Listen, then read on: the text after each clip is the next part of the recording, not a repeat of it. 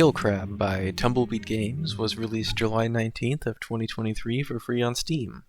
It's a bit out of my typical wheelhouse, seeing as it is actually a western instead of a pirate theme. However, it stays adjacent enough considering the realm of tropical underwater scenery was interesting to me.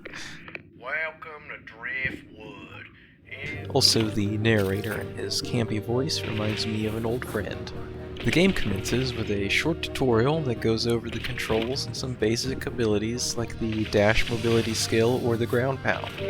After the tutorial ends, you are met with a sub-1 hour gaming experience as each of its 3 arenas are only a temporarily sectioned off area of its large hub map.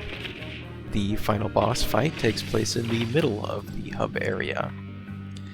The arenas are likely self-explanatory in theme: Manta Mine, Outclaw Camp, Crust Station, and then a boss fight with a certain large fish named Nugget Nibbler.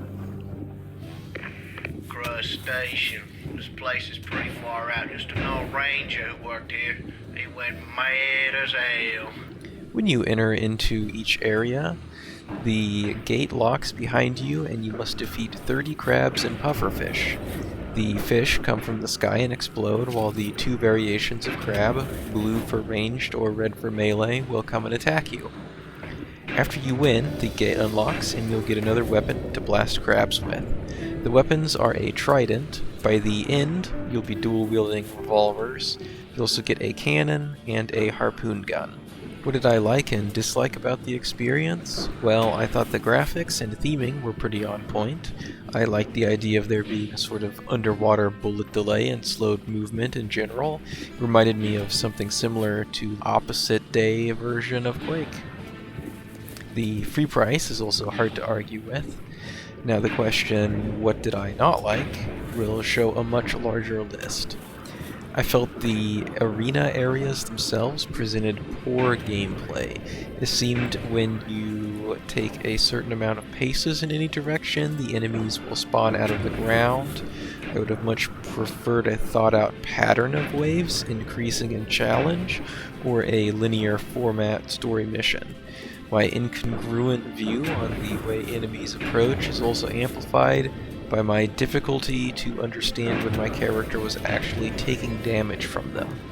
It didn't feel like I had a bounce or hear a crunching sound when I was hit or anything like that. Really, there was just a brief red flash on the edge of the screen and then my health bar would decrease.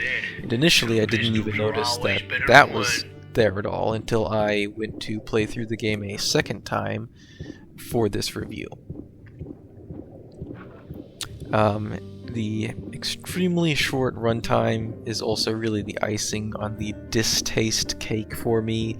This felt like, to me, something that would appear as a developer demo on itch.io or perhaps a collection of Game Jam games. But this is not really something I think is substantial enough to deserve a full Steam release page.